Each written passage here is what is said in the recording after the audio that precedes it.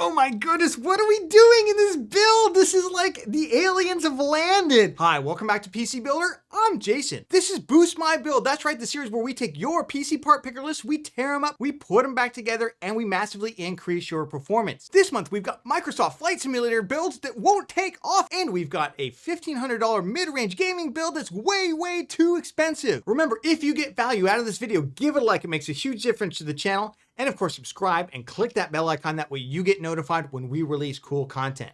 With that, let's jump into it. Before that, this video is sponsored by VIP SSD Key. Say goodbye to crazy expensive Windows 10 licenses and that terrible Activate Windows 10 watermark. Right now, use the links in the video description, head over to VIP SSD Key, and get a Windows 10 Home or Pro OEM license for a great price. Pick your product license, then use the PC Builder discount code PC25 for an additional 25% off. Go to the activation settings on your PC, put in the code, and boom, you have a fully licensed Windows 10 for a crazy low price, which can be upgraded for free to Windows 11. Use the links in the video description below. We've got Mr. Me, 4359. He says, hey Jason, my budget is $1,500 Australian. That's about a little over $1,000 US. They're gonna use this PC for Microsoft Flight Simulator 2020 with 3 1080p 75 hertz monitors. This is kind of crazy. This is gonna be their first PC build too, and they're a huge fan of the channel. Well, let me tell you right off the bat, Microsoft Flight Simulator is not the easiest game to run, especially when you're gonna run on 3 monitors, and you've got a pretty tight budget for that. So let's see what you got. Oh my goodness, what are we doing in this build? This is like the aliens have landed. What am I talking about? I'm talking about this case. You have only $1,530 Australian. It's about $1,000, and we spent like, I don't know, a huge percentage of it on this crazy Asa pyramid case thing, whatever this thing is. We do not need this thing. We do not need to be spending all of our money on it. I know this stuff gets into people's brains and it just infects their brains, and I just see it all the time. I used to think it was just something that happened every so often, but I just see it all the time. This is definitely not a direction we want to go in. We should not be spending 359 Australian dollars on this thing. And then I just see the huge compromises we have made. Let's start off with the storage. What's wrong with the storage, Jason? 250 gigabytes is what's wrong with the storage. Why are we only getting 250 gigs of storage? That's crazy small for 2022. And we can see even more compromises. You walked away with a Radeon RX 6600. You're going to try and run Microsoft Flight Simulator that, by the way, I believe does favor NVIDIA hardware. However, I know in Australia, NVIDIA cards are just absolutely skyrocketing in price. So yes, the 6600, however, is going to struggle to run Flight Simulator on 3 monitors. I'm just going to tell you that right now, unless we're going to greatly turn down the details. I would love to see us get a lot more GPU power here. Listen, we went for the 5600X. I think that's a pretty good choice. You could also look at the 5600, possibly the i5-12400, although I know the motherboard selection for the B660 Intel motherboards over there is not great. We went with a board that I just generally really ho-hum about. There's nothing special about the MSI B550A Pro. Yes, it's a full-size ATX board. It's basically an entry-level board that often sells for a more than entry-level price. And then this kit seems, even for Australian dollars, $166, seems so overpriced. 16 gigs, DDR4, 3600 CL18 memory. Yes, it's Corsair Dominator. It looks super cool. But again, I just feel like we're getting sucked down the aesthetics road when we've got a super tight budget and you've already laid out the performance that you really need. Power supply, I don't know why we're going with 850 watts. This is a great unit, by the way. The MSI AGF lineup is A-tier rated. Phenomenal unit. There's nothing wrong with this unit. It's just that why are we buying such an expensive kind of oversized unit when we're using an RX 6600? The other thing is, I'll say that you don't have a CPU cooler on this, so as cool as this super case is, I don't know what the airflow in it really looks like, and honestly, I'm not sure that it's going to do a great job cooling it with just the included box cooler, so that's another thing that we're missing. And you're $30 over your budget, $1,530. We're leaving tons of performance on the table. I don't think we're going to get anywhere near your performance targets. I think you're going to struggle to run that thing on 3 screens without without massively turning down the settings. So I think we've left a lot of performance here. I call this one Microsoft Flight Simulator. Here we come, because this is going to be a kick butt system for MS Flight Simulator. And I believe it will be able to run the 3 screens at 1080p at good settings. Let's check out this build. Let's first start off with the case. We got rid of that crazy pyramid triangle thing for 369 Aussie dollars, and for 69 Aussie dollars, that's right, 300 less, we got you the Aerocool Airhawk Duo. I absolutely love the design of this case. I wish this was sold in the US. I have read a lot of reviews in it. It's not sold in the US market, but look at this, 200 millimeter ARGB fans, and it's got an ARGB rear exhaust fan. All comes included in a nice package. I've read some really good reviews about it. Aerocool, if you're listening, I will be happy to do a case review of this on this channel. And because we saved so much money in this build, and we'll go through those savings in just a moment, we were able to get the RX 6750 XT. That's right, you went from the 6600 up to the 6750 XT. Now, I will note that for some reason, this model seems to be abnormally low priced. I did check on the Australian vendor website, PC Byte. It's there, it's in stock, it's available to be ordered online. However, if for some reason that doesn't work out and you need to go to a 6700 XT, you could certainly do that instead. I did end up staying with a Ryzen 5 5600X. I don't like the Intel motherboard selection in Australia right now.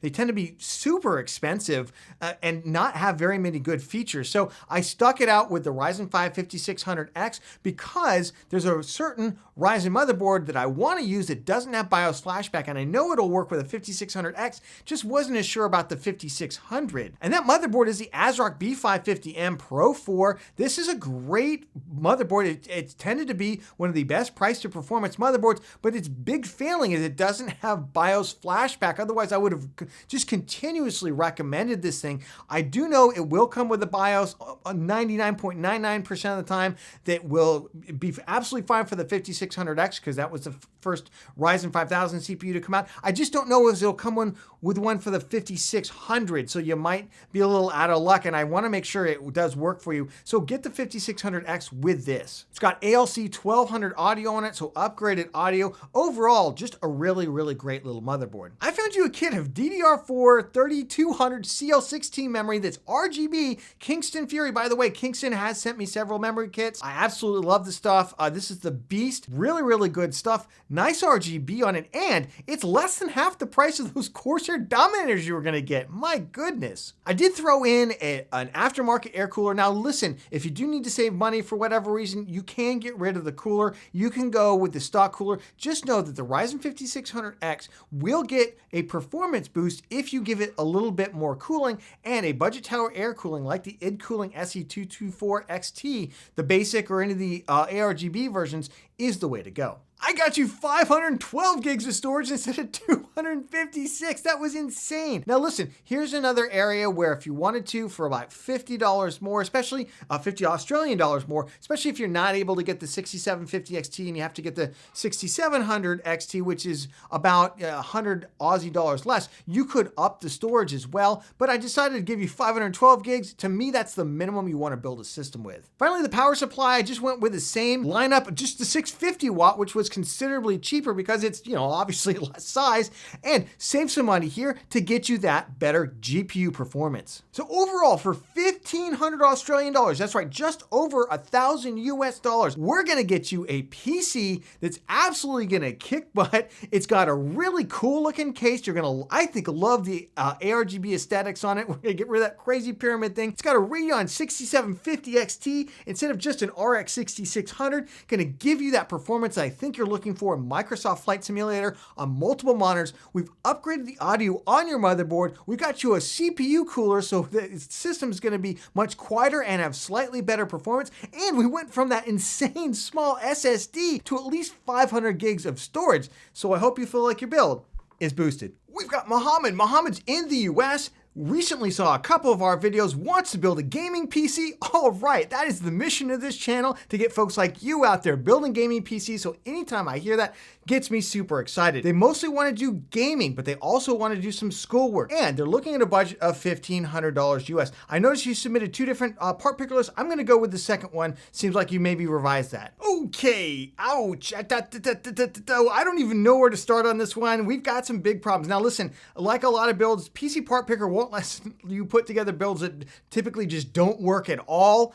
So yes, if you put all this together, would it work? Yes, it would. But we're spending $1,674. You're already $174 over your budget right now. And frankly, if you want to spend that much, I think we're starting to get in the territory where I might recommend you wait for Ryzen 7000. So let's just take a step back here and let's look at the overall build. I notice we got an all white theme going. I notice we're buying a Windows license for $120. That's, we'll talk about that. And I notice it looks like we're throwing in this 1080p monitor at the end because we don't really know what else to get, even though we should be targeting 1440p or higher resolutions at this price point right now. Starting off with the CPU, i5-12600KF. Again, I don't know if we need this level of processing power. If you haven't watched our best CPU and GPU combo video, you know that you can often spend way too much on the CPU and then the motherboard and then the cooler and all that kind of stuff, and you can end up neglecting your GPU. So if you haven't watched that video, definitely take a look. I don't mind this so much. I think we're right on the edge budget-wise in terms of being able to afford a CPU like this.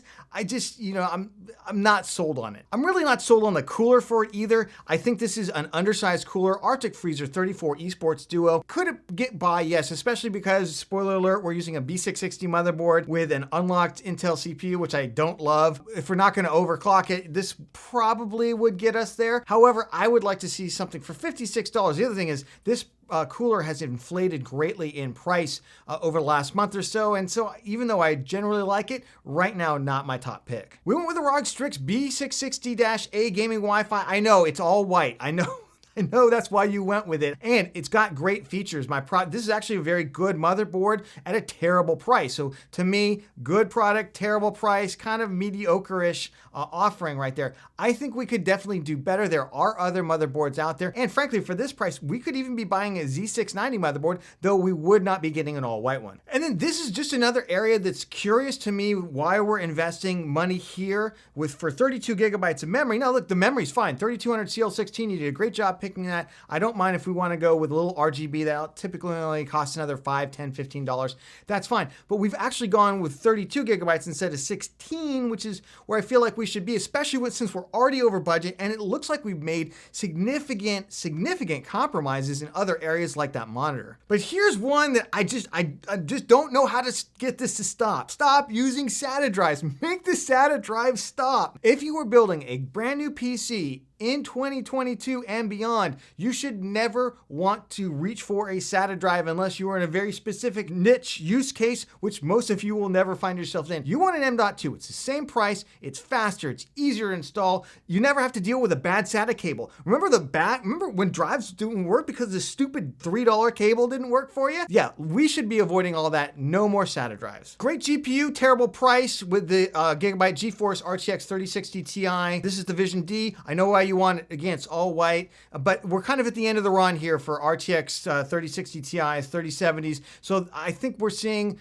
the remaining all white ones up in price way too high right now. I just think that this is an area I would not be sinking that much money for the aesthetics. I don't mind the case, it's fine. You're gonna have to get more fans for it. It's $79 for the 888 XPG Stalker. It's all white. I think only the fan in the rear is actually RGB, so you're gonna have to invest probably another $25 to get more fans in here if you want RGB, which I'm assuming you do since we're buying this case with RGB elements to it.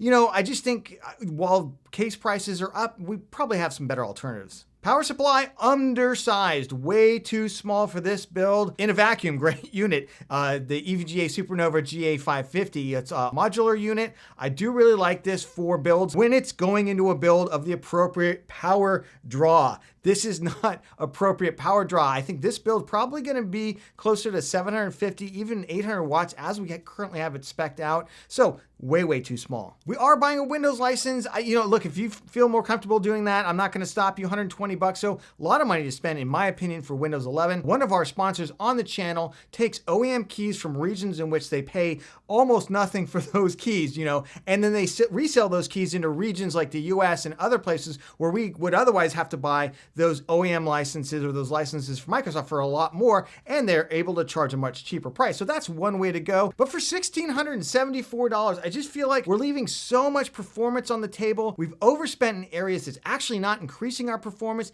and even some of the aesthetic choices here, I would just question because I think we've over invested in our aesthetics and we could have done better. I called this the all-white 1440p gaming build done right. Why? Because I think this is how you're gonna do it for $1,500. And let's take a look at that budget. $1,470 on our build. Your budget is $1,500, so we came in 30 bucks under that, $204 under your initial build. I think we've done a pretty good job. What I really love about this is that we are gonna get you a proper monitor at 1440p, which is the Gigabyte M27Q-P. The day or two before this video comes out, our best 1440p gaming monitor 2022 video is launching, and this is my top pick for the best budget 1440p gaming monitor. It's absolutely phenomenal. It's an upgrade over Gigabyte's M27Q, the original version. Absolutely great monitor. Check that video out if you want some more suggestions for 1440p monitors. But right now, $280, this thing is an absolute steal. How do we get that? Well, we downsized areas we didn't need to spend as much, and we upsized areas that were going to increase the performance, like the monitor. So we went with the i5-12400F for $178.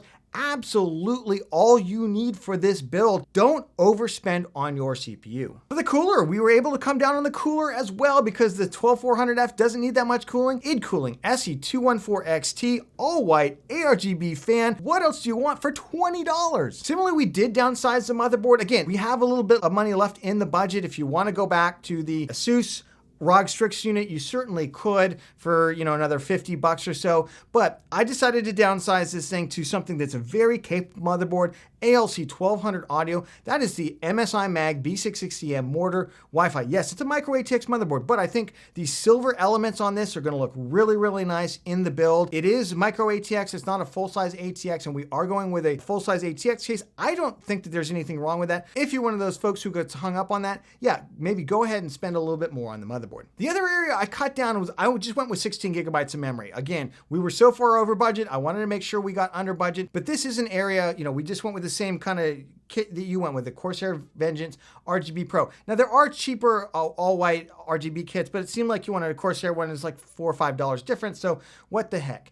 But this is another area, if you did want to go back to the 32 gigabytes, I think we've got enough money left in the budget you could do that. We got rid of that silly SATA drive for an NVMe drive. Again, nobody should be building with SATA. 1 terabyte of NVMe PCIe Gen 3 storage is absolutely going to smoke that drive that you have. This is a Silicon Power A60, and it's the same exact price, down to the penny, $64.98 as the drive you were looking at, and this is going to be way better performance, easier to install, less issues. Just amazing. For the GPU, another area we saved a lot of money was we just went with the cheapest RX 6700 XT, which is the ASRock Radeon Challenger, blah, blah, blah, 400 bucks. That's all you really need to know. This is a great GPU, $400 instead of 530 something. And honestly, the 6700 XTs are just so much better in terms of price to performance than the 3060 Ti's. The only reason I would even consider going NVIDIA is if you are primarily video editing. Otherwise, if you're just gaming, if you're just doing schoolwork, and maybe even just occasionally editing and things like that, grab one of these things. Don't even look back for 400 bucks. I love this case, Fantex Eclipse, all white. It's got the RGB strip. It's got 3 ARGB fans. I think this is a great case, and I think you're absolutely gonna love it. You're gonna get a lot of just pride and accomplishment every time you look at this thing. We rounded it out with an all-white fan from ID Cooling, $15, 120 millimeter ARGB fan. It's gonna match the fan on the cooler. Here's another area. I think the 3-pack of fans is only like $30, $35. If you want to add 2 more to the top exhaust, you can do that as well. But one is kind of the minimum. I'll let you go ahead and buy the Windows license. I just worked with it, but we did up the power supply to 700 watts. I just got you a C tier or better rated unit on the PSU Cultist list. Right now, that is the EVGA GD 700 watt 80 plus gold certified PSU. This one's not modular at all, and it comes with all black cables. Now they're sleeved. They do look nice. nice. But if you want to get like a cable extension kit from like Asia Horse or somebody that's all white, that's great. Just remember, if you do get a PSU that is semi-modular modular, the extensions plug into the cables, they don't plug into the PSU. So for $1,470, we got you a proper 1440p gaming monitor in the Gigabyte M27Q-P. We've got you a right-sized CPU and GPU combo with the 12400F and the RX 6700 XT. We've gone ahead and kept your all-white aesthetic with a really nice cooler for not very much money, and an amazing, I think really amazing all-white case you're gonna feel really, really good about. We even fixed your PSU and your SSD issues. Overall, for $1,470, I hope you feel like your build is boosted. Remember, if you got value out of the video, give it a like. It makes a huge difference to the channel, especially this guy right here.